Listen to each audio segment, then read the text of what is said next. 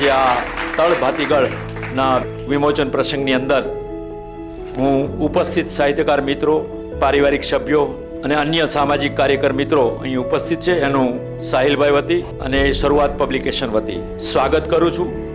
સાહિલભાઈનો 2 વાક્યોમાં જ મારે પરિચય આપવાનો છે કે સાહિલ છે એ લોહીના લયનો કવિ છે. એની કલમ છે એ લોહી નીતરતી હોય છે, એના શબ્દો છે એ તમને દજાડતા હોય છે. આ સંગ્રહમાં એ વધારે દજાડ છે, અંદર સુધી ઉતરશે એવો મને એમના ઉપર વિશ્વાસ છે. આપણા દિવંગત કવિ નીરવ પટેલ કહે છે કે કવિતાની કુખે આવા સાહિલ 100 દીકરા જન્મે કવિતા. આપણે એમને વધાવીએ, કારણ કે આ એમનો 4થો કાવ્ય સંગ્રહ છે અને એની કલમ નિખરતી જ ગઈ છે. અને આજે તળ ભાતીગળ, એ તળ ભાતીગળનો અર્થ એ શું કરે છે એની કવિતામાં, એ આપણને કહેશે એમના પ્રતિભાવમાં. જોઈએ આગળ ઉપર એ સંગ્રહ વિશે કેવા ગુજરાતમાં પ્રત્યાઘાતો પડે છે.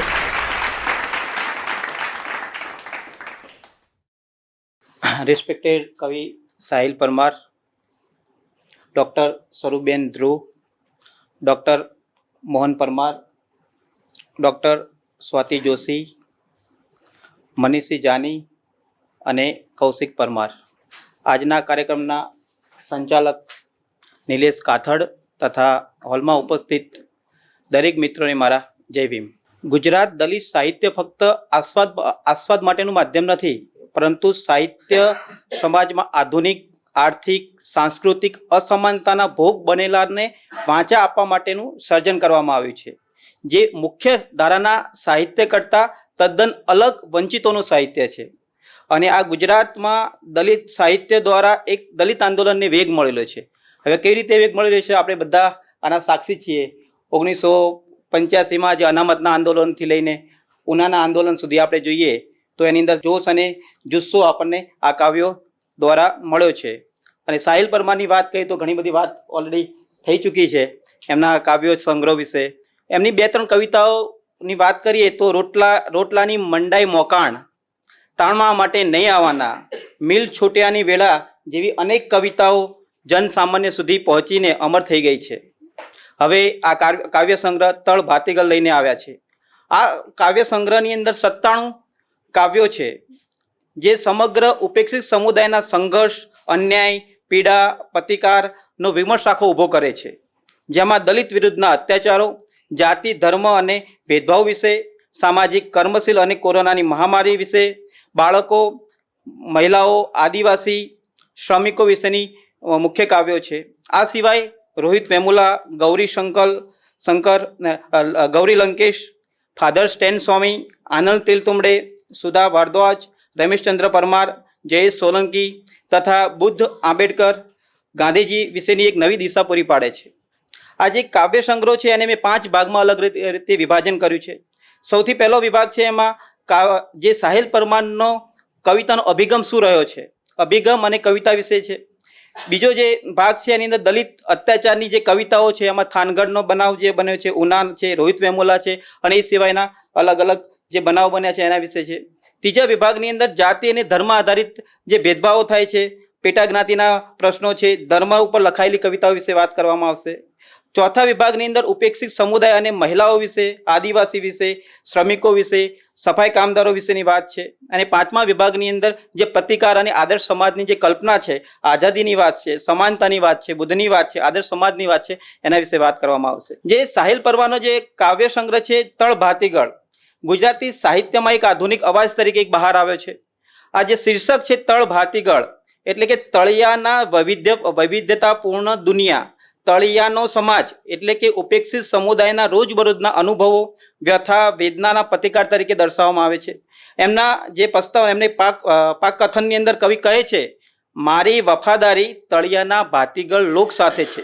આ પંક્તિમાં કવિ પોતે પોતાની પ્રતિબદ્ધતા રજૂ કરે છે અને કવિ પોતાના કાવ્ય વિચારમાં વ્યક્ત કરતા કહે છે, કવિતા એ મારા મનમાં સામાજિક, આર્થિક, રાજકીય, સાંસ્કૃતિક, ઐતિહાસિક પરિબળોથી આકાર પામેલી હોય છે, જે દલિત માટે વીરરસ અને જાતિવાદીઓ માટે કટુરસ બને છે.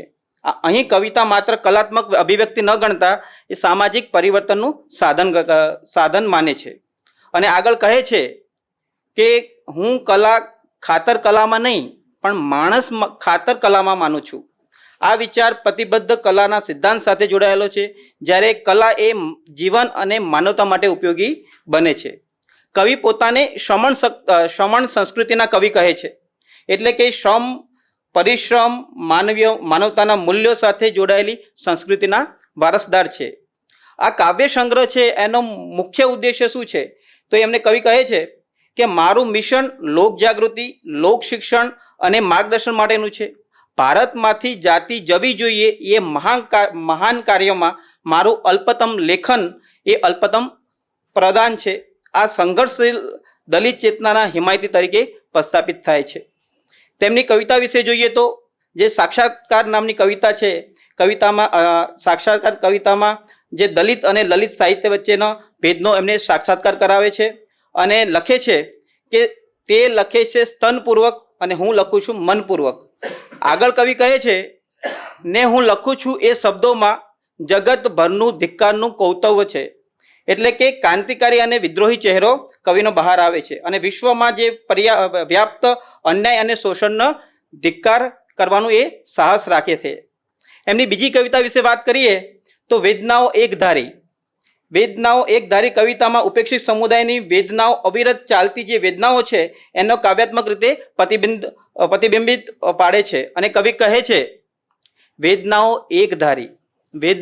એકધારી વ્યાસપીઠે ફૂંક મારી, વેદનાઓ એકધારી વાત મારી અને તમારી, વેદનાઓ એકધારી વાત મારી અને તમારી, વેદનાઓ એકધારી લોકતંત્રએ લાત મારી. આ પંક્તિની અંદર લોકતંત્ર એટલે કે જે લોકશાહીની અંદર જે આખું ખોટા આવરણો છે, લોકશાહીના કારણે જે આદર્શ સમાજની કલ્પના છે એવું થવું જોઈએ પણ એવું થયું નથી. એટલે સમાનતા અને સ્વતંત્રતાના જે વચનો છે માત્ર કાગળ ઉપર જ રહ્યા છે. એટલે કવિ લોકશાહીની ખરી વાસ્તવિકતા કાવ્ય દ્વારા રજૂ કરે છે.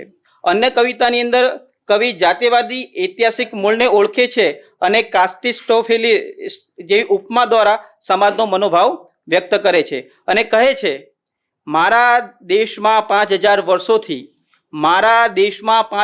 વર્ષોથી કાસ્ટિસ્ટોફિલિસનું રાજ ચાલે છે. અહીં જાતિવાદને એક શૈતાન તરીકે કવિ ચિત્રણ કરે છે અને શતાબ્દીઓથી સમાજમાં ફેલાયેલા મોટામાં મોટો શૈતાન છે. અન્ય એક કવિતા છે એમની, આ દેશ અમારો નથી, પારકાઓને અપનાવનારો અમારો દેશ નથી અપનાવી શક્યો અમને. આ પંક્તિની અંદર દલિત અસ્તિત્વ અને સ્વીકારની વ્યથા વ્યક્ત કરે છે અને કવિ જણાવે છે કે દલિત ઈચ્છે તો પણ પોતે અલગ થઈ શકતો નથી. એનું કારણ શું છે? તો સામાજિક માળખાની અંદર સતત દમનના ઓથા હેઠળ રાખવામાં આવે છે. બીજો વિભાગ છે કે એમાં દલિત વિરુદ્ધના જે અત્યાચારો બને છે, તો જે આ કાવ્ય સંગ્રહની અંદર માત્ર કાવ્ય સંગ્રહ તરીકે નહીં પરંતુ સ્વતંત્ર ભારતના ઉપેક્ષિત સમુદાયની કરુણા અને વેદનાઓ રજૂ કરી છે અને લોકો સામે થતા અત્યાચાર, દમન અને ભેદભાવોનો એક સામાજિક દસ્તાવેજ તરીકે રજૂ કરવામાં આવ્યો છે. સૌથી પહેલો એમનું જે કાવ્ય છે થાનગઢના બુલેટ ઓન નેક. એટલે થાનગઢ 2012માં જે ઘટના બની અને એની અંદર પોલીસ અત્યાચારની અંદર 3 દલિત જે યુવકો હતો એમનો જીવ ગયો, ત્યારે સાહિલ પરમાર એમનો તીવ્ર આક્રોશ પૂર્વક લખે છે ગળે ગોળીઓ ડાગી કૂતરે ગળે ગોળીઓ ડાગી, ગળે ગોળીઓ ડાગી કૂતરે ગળે ગોળીઓ દાગી, ભારત માના થાનથી ઝેરી દૂધ જમે છે, ભારત માના થાનથી ઝેરી દૂધ જમે છે, ગળે ગોળીઓ દાગી. અહીં થાનગઢની એક વાસ્તવિક ઘટના તરીકે નહીં પરંતુ આખા લોકશાહીના માળખામાં દબાયેલ લોકોના જે રાજ્ય દ્વારા જે હિંસક માનસિકતાનું પ્રતીક તરીકે જોવામાં આવે છે અને આક્રોશપૂર્વક કહે છે કે જે દિવસે બંદૂક દલિતોની થશે તે દિવસે બુલેટના ધણ છોડવામાં આવશે. આ એમનું નિવેદન જે કવિનો વિદ્રોહી ચેતના અને દલિતોની સ્વરક્ષા માટેની તાતી જરૂરિયાત છે એની વાત કરે છે. એમનું જે બીજું કાવ્ય છે 1947 અને 2014 એ સ્વતંત્રતાનું વિસ્મરણ. આ કવિતામાં રાજકીય સ્વતંત્રતા ભારત માટે આજે અધૂરી છે અને કવિતામાં કવિ કહે છે અમે તો મૂછો રાખીએ વાંકડી તોય મારવામાં આવે માર, અમે મૂછો રાખીએ વાંકડી તોય મારવામાં આવે માર, પરણવા માટે ઘોડે ચડીએ તોય ઘોડા પરથી ઉતારી કરાય નાગા તબડાક. આ પંક્તિની અંદર રોજબરોજના જીવનમાં જે સામાજિક પરંપરાના નામે દલિતો ઉપર જે અનેક ભેદભાવો કરવામાં આવે છે, હિંસા આચરવામાં આવે છે, એના વિશે છે. અને આગળ આ જ ઘટનાને લઈને જોઈએ તો ઉનાના અશોક સરવૈયા છે, કાઠોવાની આસિફા છે, હાથરસની મનીષા છે, આ ઉપેક્ષિત સમુદાયના રૂપમાં જે વાયોલન્સ જે હિંસા થાય છે એના પુનરાવર્તનના પ્રતિક રૂપે જોવા મળે છે. એમની બીજી કવિતાની અંદર આઝાદીની અંદર કહે છે કે અડધી રાત્રે મનીષા વાલ્મીકીની લાશને ખુલ્લેઆમ આઝાદી, એટલે આઝાદીના જે ખોખલા મૂલ્યોને ઉગાડે છે. રોહિત વેમુલાની વાત કરીએ. રોહિત વેમુલા શિક્ષણ અને જાતિ સાથે જોડાયેલો મુદ્દો છે. તો ઉચ્ચ શિક્ષણની અંદર કઈ રીતે જાતિ ભેદના તીક્ષ્ણ પ્રશ્નો ઉઠાવે છે. યુગોથી વંઢાયેલા સિજાયેલા અમારા માથાનું તોરણ બનાવીશ, યુગોથી વંઢાયેલા સિજાયેલા અમારા માથાનું તોરણ બનાવીશ, તોય પૃથ્વીનો પરિધિ સાંકળો પડશે. અહીં ઉચ્ચ શિક્ષણમાં રહેલા જે અસમાનતા છે એ અસમાનતા સામેનો પ્રતિકાર દર્શાવે છે. હજુ તારે કેટલા જોઈએ છે માથા. કવિ એટલે કે જે રોહિત વેમુલા એ પ્રશ્ન ફક્ત રોહિતનો નથી પણ દરેક બુદ્ધિજીવીઓના મૌનનો છે. આગળ ઉના વિશે વાત કરીએ તો જો ઉનાની અંદર 2016ની અંદર ઘટના બની ત્યારે આ ઘટનાની અંદર જાહેરમાં બેરહેમીથી મારવામાં આવ્યા ત્યારે કવિ કહે છે ઉના તો તરસ્યું ને તરસ્યું, ઉના તો તરસ્યું ને તરસ્યું, સરકારી માટલા ફૂટેલા. ઉના તો તરસ્યું ને તરસ્યું, સરકારી માટલા ફૂટેલા. પૂર્વ મુખ્યમંત્રીએ વચન આપી દીધા સરકારી સામાયિકના છાપામાં, પણ નહીં થયો જીઆર. અહીં કવિ સરકાર અને રાજકીય પાર્ટી જે ખોટા વચનો આપે છે એનો વિસ્ફોટ કરે છે અને કવિ કહે છે ન્યાયની જે ભૂખનું જે પ્રતિક રૂપે દર્શાવે છે. અને અંતમાં કહે છે ઉના તો ઠેર ને ઠેર રહ્યું છે, એટલે લોકશાહીની જે વ્યવસ્થા છે એની અંદર નિષ્ફળતાનો શાંત પરંતુ બહુ ઘાતક રીતે આરોપ મૂકે છે. ત્યારબાદ ઉકરડો, જે રાષ્ટ્રીય સ્તરે જે દલિત હિંસાઓના દસ્તાવેજીકરણ, એટલે ઉકરડાની અંદર જે આખા દેશની અંદર જે બનાવો બને છે એના વિશે વાત કરી છે અને એનું ભૌગોલિક દસ્તાવેજીકરણ કર્યું છે. અને કવિ કહે છે એક ખાડો રનમલપુર મંદિર હિંસાનો, એક ખાડો રનમલપુર મંદિર હિંસાનો, એક ખાડો લક્ષ્મણપુર બાથે સામૂહિક હત્યાકાંડનો, એક ખાડો લક્ષ્મણપુર બાથે સામૂહિક હત્યાકાંડનો, એક ખાડો હાથરસમાં અડધી રાતે બાળી કૂટાયેલી મનીષાનો. અહીં ખાડા શબ્દનું જે કાવ્યનું મુખ્ય રૂપક બની જાય છે અને ખાડો એ હત્યાનો પુરાવો છે. દલિત અસ્તિત્વનો એ વેદનાનો કૂવો છે. અને કવિ કહે છે ખાડે જ ખાડા સદીઓ પુરાની દુર્ગંધ. આ પંક્તિની અંદર ભારતીય સમાજના મૂળ સુધી ફેલાયેલી જાતિ દુર્ગંધને સત્યને બહાર લાવે છે. એટલે આ અત્યાચારની જે કવિતાઓ છે માત્ર શોક વ્યક્ત નથી કરતી પરંતુ સંચયાત્મક રીતે જે હિંસા અને સાહિત્યિક રીતે પ્રતિકાર તરીકે ઊભા રહે છે. તેમનો આક્રોશ માનવતાવાદી છે. તે વ્યક્તિ, સમાજ અને રાજ્યની અસંવેદનશીલતાનો પડકારે છે અને દરેક પંક્તિ ઘટના, ઇતિહાસ અને વિરોધનું રૂપ ધારણ કરે છે. ત્યારબાદ ત્રીજા ભાગની અંદર જાતિ અને ધર્મ આધારિત જે કવિતાઓ છે એની અંદર જાતિ અને ધર્મ જે સામાજિક માળખાની અંદર અસમાનતા અને વિભાજન તરીકે એમને મૂકવામાં આવ્યું છે. જાતિ નામની જે કવિતા છે એની અંદર જાતિ એ માત્ર સામાજિક વ્યવસ્થા નથી પરંતુ માનવ મનમાં વણાયેલું અસમાનતાનું જાળ છે. અને કવિ કહે છે ભાઈ મારી ભીતર જાતિ, ભાઈ મારી ભીતર જાતિ, ભાઈ તારી ભીતર જાતિ, જાતિ અંદર પેટા જાતિ અંદર ગોળ. એટલે અહીં કવિ જાતિની પરંપરાગત જે હેરાર્કી છે એનો માનસિક બંધન તરીકે રજૂ કરે છે અને જાતિ વચ્ચે લોકોમાં જે રીતે અંતર ઊભું કરે છે અને એક જ સમાજની અંદર પણ અનેક સ્તરોની અંદર વિભાજન થયેલું જોવા મળે છે.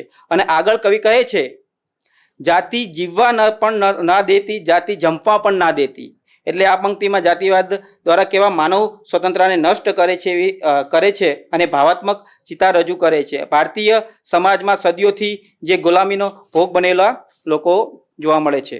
ઉપકારી નામની એમની કવિતા છે. એમાં આંબેડકર રાઈટ દ્રષ્ટિકોણ મૂકેલો છે. ઉપકારી કવિતાની અંદર બાબા સાહેબ આંબેડકરના જે વિચારો છે એમાં કવિ કહે છે જાતિ કેવળ જૂઠ નથી પણ બહુ મોટી બીમારી છે. જાતિ કેવળ જૂઠ નથી પણ બહુ મોટી બીમારી છે. જાતિ નિર્મૂલન કાજે મેં લીધી કુહાડી છે. અહીં જાતિ પ્રથાના શારીરિક નહીં પરંતુ નૈતિક અને સાંસ્કૃતિક રોગ તરીકે ચિત્રણ કરે છે અને કુહાડીનું એક પ્રતિક બતાવે છે સામાજિક ક્રાંતિ અને જાતિ નાશ માટેના સંઘર્ષનું. અને કવિ સ્પષ્ટ કરે છે સંઘર્ષ માત્ર દલિતો માટે નથી પરંતુ સમગ્ર માનવ જાતિના મુક્તિ માટેનો છે. ધર્મ વિશેની કવિતા જોઈશું તો સત સહસ્ત્રે અવતર ઓર્ફિશિયસ. આ કવિતામાં ધર્મ અને અહંકારથી પીડિત સમાજની વાસ્તવિકતા રજૂ કરે છે અને કવિ કહે છે, ને ધર્મ મનોરોગથી જાતિને જડબે સળાક પકડી બેઠેલા. અહીં કવિ ધર્મને માનવ કલ્યાણના માર્ગથી વિમુખ થયેલા એક મનોરોગ તરીકે ગણાવે છે અને ધર્મને જાતિને જાળવી રાખનારા લોકોને માર્મિક ટકોર કરે છે. અને ધર્મ કેવો હોવો જોઈએ એના વિશે કવિ આગળ વાત કરે છે કે ધર્મની નવી કલ્પના શાશ્વત જ્ઞાન અને મારા ધર્મ દ્વારા કવિ કહે છે. શાશ્વત જ્ઞાનની અંદર કવિતા પરંપરાગત જે ધર્મ સ્થાનોની જરૂરિયાતોને નકારીને માનવ ધર્મને કેન્દ્ર સ્થાને મૂકે છે. અને કવિ કહે છે, અલગ કોઈ મંદિર મસ્જિદ ચર્ચની ક્યાં જરૂર છે આપણે?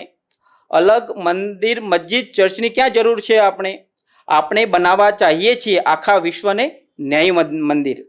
આપણે બનાવવા ચાહીએ છીએ આખા વિશ્વને ન્યાયી મંદિર. અહીં કવિનું ધર્મ દર્શન સેક્યુલર છે, માનવતાવાદી છે અને વ્યક્તિગત આસ્થા નહીં પરંતુ ન્યાય અને સમાનતાનું વિશ્વ મૂલ્ય તરીકે પ્રસ્થાપિત થાય છે. ત્યારબાદ દૂર રાખ્યો છે, કઈ રીતે દૂર રાખ્યા છે એની વાત કરે છે. કવિતામાં કવિ દલિત જીવનમાં પ્રત્યક્ષ અને પરોક્ષ રીતે જે વિસંગતતા દર્શાવવામાં આવે છે એમાં કવિ કહે છે, મેં વાવ્યા છે વજીફા વાડીને વૃક્ષો, મને એના છાયા અને ફળથી દૂર રાખ્યો. એટલે દલિત દ્વારા જે બનાવવામાં આવેલી જેટલી પણ વસ્તુઓ છે એનામાંથી દૂર રાખવામાં આવે છે અને અન્યાયનું પ્રતિબિંબ અને એનું જે પ્રતિનિધિત્વ કરે છે. એટલે શ્રમ અને શ્રમિકના જે વિભાજનની આખી વાત અહીંયા કવિ કહે છે. સમાનતાના વાતની અંદર એમને જે આમથેરા આવજો, ભેદની ભીતર પેટાઉ સગ, આ કવિતાની અંદર કવિ સમાજની અંદર સમાનતા અને સહઅસ્તિત્વનું આહ્વાન કરે છે. જેમની પંક્તિ છે, મૂકીને હાથ મન પર બોલો, જુદારું ક્યાં લગી ચલાવશો? આમથેરા આવજો. મૂકીને હાથ મન પર બોલો, હવે જુદારું ક્યાં લગી ચલાવશો? આમથેરા આવજો. અન્ય કવિતામાં કહે છે કે ભેદની ભીતો ભાંગ ઓ બંધુ, ભેદની ભીતો ભાંગ. એ ધર્મનિરપેક્ષ અને સમાવેશની વાત છે. અને આગળ કવિ કહે છે, કુદરત સામે સૌ સરખા, કામ ના આવે ત્યાં વગ રે ભાઈ. કુદરત સામે સૌ સરખા, કામ ના આવે વગ રે ભાઈ. આ સાહિલ પરમારના જે માનવતાવાદી સહજીવન અને કુદરતી ન્યાયની સિદ્ધાંતની વાત કરે છે. એટલે આ કવિતાની અંદર જાતિ અને ધર્મ એ સામાજિક પ્રશ્ન તરીકે નહીં પણ માનવ અસ્તિત્વના નૈતિક સંકટ તરીકે જોવામાં આવે છે. અને તેઓ જાતિભેદને માનવ સ્વતંત્રતાના દુશ્મન ગણે છે અને માનવ વચ્ચે કઈ રીતે દિશા અને પુનઃ સ્થાપિત કરવાની માંગ કરે છે. ચોથા વિભાગની અંદર જે ઉપેક્ષિત સમુદાય છે એમાં મહિલા છે, આદિવાસી સમુદાય છે, શ્રમિકો, એની વાત આપણે કરીશું. સાહિલ પરમારની આ કવિતાઓની અંદર મહિલાઓ વિશે શું વાત કરે છે એની વાત કરી છે. સુધરવાનું શું લઈશ આ કવિતાની અંદર સ્ત્રી વિરુદ્ધની હિંસા અને હિંસાની પરાકાષ્ઠા દર્શાવે છે. અને સ્ત્રીને માત્ર એક શરીરના ભોગવાલાયક વસ્તુ તરીકે પુરુષ પ્રધાન સમાજ જોવે છે. અને કવિ આગળ કહે છે, બોલ હજુ તારે જોઈએ છે કેટલી યુની, બોલ હજુ તારે જોઈએ છે કેટલી યોનિઓ આખા વિશ્વને સામાજિક અને નૈતિક પતનના તીવ્ર અને તીક્ષ્ણ ટિપ્પણી કરે છે. અને યુદ્ધના નગારા કવિતાની અંદર કવિ માત્ર સહાનુભૂતિ તરીકે નહીં પરંતુ સશક્તિકરણની આકલ કરે છે. અને કવિ કહે છે, ભણજે ગણજે મન મૂકીને લડજે રે દીકરી. ભણજે ગણજે અને મન મૂકીને લડજે રે દીકરી, જે સ્ત્રીઓની સ્વતંત્રતા રાજકીય અને સામાજિક ક્રાંતિ સાથે જોડે છે. જે ધર્મનું પાખંડ અને શોષણની વાત કરી છે રિલિજિયસ સેક્સ વર્કર નામની કવિતામાં, જે ખાસ કરીને સાઉથ ભારતની અંદર દેવદાસી પ્રથા જોવા મળે છે એની અંદર. તો ધાર્મિકતાની આડમાં જે યૌન શોષણ થાય છે એ ઉઘાડું પાડીને કવિ કહે છે કે દેવદાસી તો સેક્સ વર્કરનું ધાર્મિક છે નામ, કે દેવદાસી તો સેક્સ વર્કરનું ધાર્મિક છે નામ. આ ધાર્મિક પાખંડ વિરોધમાં કવિ ધર્મને સમાનતામૂલક બનાવવા માટેની માંગ કરે છે. હવે બીજું દલિત સાહિત્યકારો વિશે પણ એમને ટીકા કરી છે કે અમે બીકવ માલ છીએ. આ કાવ્યની અંદર કવિ પોતાના દલિત સાહિત્યકારોને પણ નિરપેક્ષ રીતે તપાસે છે અને મુખ્ય ધારાના સાહિત્યિક સ્વીકાર માટે દલિત સાહિત્યકારો પોતાનું તત્વ ખોઈ બેસેની વાત કરે છે અને દલિત સાહિત્યના આંતરિક વિસંગતતાઓ વિશે પણ પરિબળો ખોલી આપે છે. વનવાસી એટલે આદિવાસી સમુદાયોની કવિતાઓ વિશે વાત કરીએ તો અમે નહીં વનવાસી નહીં વનબંધુ બસ આદિવાસી. આ કવિતાની અંદર જે અસ્તિત્વની વાત છે, ઔદ્યોગિક લૂંટની વાત છે, ખનિજ માફિયાની વાત છે, પ્રાકૃતિક સંપત્તિના શોષણનો વિરોધ કરે છે. આગળ આદિવાસીઓની બીજી દમનની કવિતા રજૂ કરે છે કે ઘંટીના બે પડ વચ્ચે પીસાતા દાણાની જેમ જીવી રહ્યા છે જંગલના આદિવાસીઓ. ત્યારબાદ ગુજરાત 2047 એટલે ભવિષ્યની લગતી કવિતા છે કે આદિવાસી અને શ્રમજીવી લોકોની પરિસ્થિતિ કેવી હશે એની વાત કરે છે. અને કવિ કહે છે એ મારી જશે ઝૂંપડી જ્યાં હું જન્મ્યો હતો. આ કવિતાની અંદર વર્ગ સંઘર્ષ અને આર્થિક અસમાનતાનું પ્રતિબિંબ રજૂ કરે છે. કોરોના વિશેની કવિતાઓ ઘણી બધી કવિતાઓ મૂકેલી છે, જે વણઝાર, કારવા અને એક્ઝોડસની અંદર. તો આ કવિતાની અંદર કોરોના કાળની અંદર ખાસ કરીને આદિવાસી સમુદાય, મહિલાઓ અને શ્રમિકોની શું પરિસ્થિતિ થઈ હતી એની બે વાત તેમણે મૂકી છે. કવિતામાં કવિ કહે છે કે અરે રોડના કિનારે બચ્ચાને જન્મ આપીને ચાલતી પ્રસ્તુતાઓ. અરે રોડના કિનારે બચ્ચાને જન્મ આપીને ચાલતી પ્રસ્તુતાઓ. આ દ્રશ્યની અંદર આધુનિક સમયમાં જે માનવતા વિહીન સ્થિતિનું આખું વર્ણન કરે છે. સફાઈ કામદારની અંદર જે સફાઈ અભિયાનની વાત કરવામાં આવે છે એ આધુનિક ભારતની સ્થિતિ દર્શાવે છે. એક બાજુ જે સફાઈના અને સ્વચ્છતાના જે નારા આપવામાં આવે છે, બીજી બાજુ ગટરની અંદર જે ઉતરેલા દલિતો કામદારની વાત કરવામાં આવે છે. અહીંયા રાજ્ય અને સમાજ બંને કઈ રીતે નિષ્ફળ થાય છે એની વાત આધુનિક સફાઈ કામદારની અંદર શબ્દ પ્રયોગ દ્વારા એમને વ્યંગ રજૂ કરે છે. અને સમગ્ર જે કાવ્ય વિશ્વની અંદર ઉપેક્ષિત સમુદાયની સામાજિક જાગૃતિ, સમાનતાનો સંદેશ, વિદ્રોહી સ્વરને વાચા અને સાહિલ પરમાની કવિતા માત્ર કલાત્મક અભિવ્યક્તિ નહીં પરંતુ એક પ્રતિકારનું હથિયાર છે. હવે છેલ્લે જે પ્રતિકાર અને આદર્શ સમાજની જે કલ્પના છે એને લગતી એમને ઘણી બધી કવિતાઓ અંદર મૂકેલી છે. તો આ કવિતાની અંદર તું સુધારવાનું શું લઈશ, આ કવિતાની અંદર દલિત સમાજની ચેતના અને જાગૃતિની અવસ્થા રજૂ કરે છે. અને કવિ કહે છે અમારી નીચી જાતિઓ પડતા અખડતા હવે ચાલતી થઈ. અમારી નીચી જાતિ પડતા અખડતા હવે ચાલતી થઈ. આંખથી તણખા ખેરવતી થઈ. આ આંખના તણખા રહ્યા એ માત્ર ગુસ્સાનું પ્રતીક નથી પરંતુ વૈચારિકશીલ જે પ્રતિકારની રજૂઆત કરે છે. અને આ તણખા એકવાર ભેગા થઈ અને દાવાનળ બનશે ત્યારે સમાજની અંદર જાગૃતિ ફાટી નીકળશે.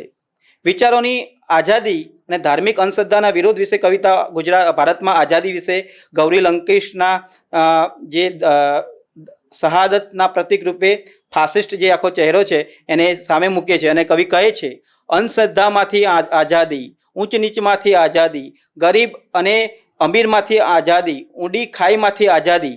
આ આઝાદીનો અર્થ માત્ર રાજકીય સ્વતંત્રતાની વાત નથી પરંતુ માનસિક અને સામાજિક મુક્તિની વાત કરે છે. જાતિવાદી જે કવિતા, જાતિવાદના વિરુદ્ધ જે ક્રાંતિકારી દ્રષ્ટિકોણ અંદર જાતિ કવિતાની અંદર જંગી ઘોષણા કરે છે. અને કવિ કહે છે જાતિને બાળી કૂટી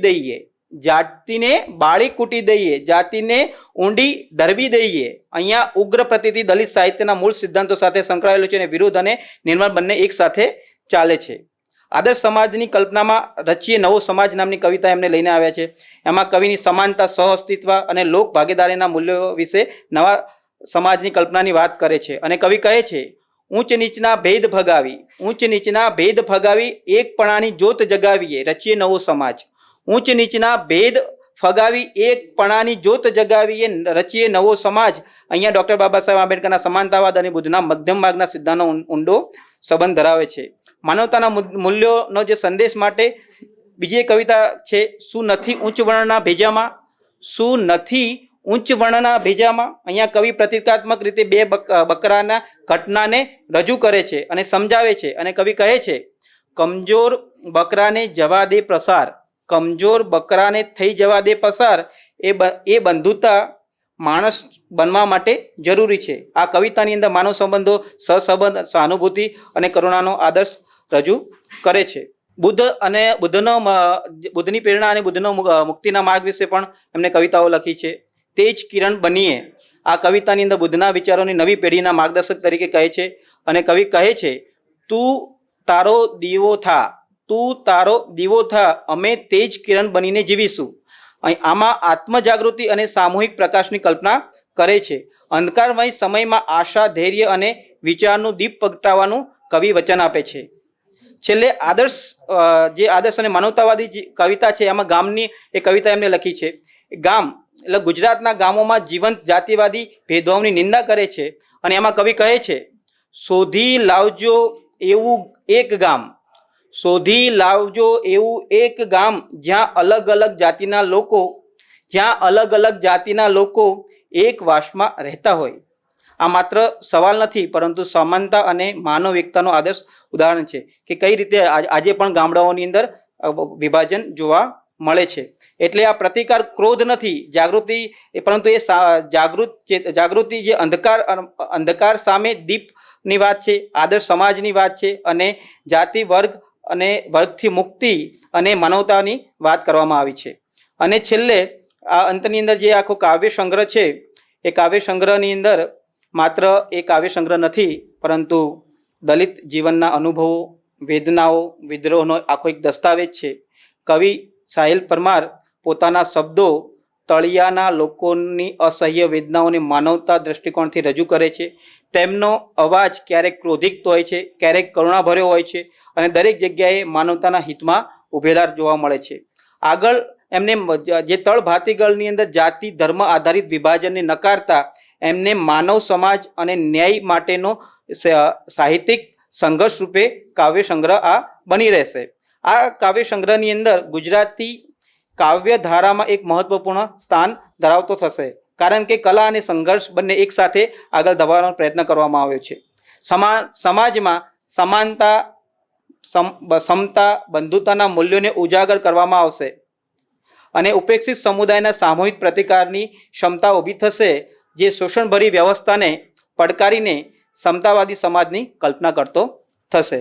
મારું પૂરું કરું છું વક્તવ્ય. Thank you.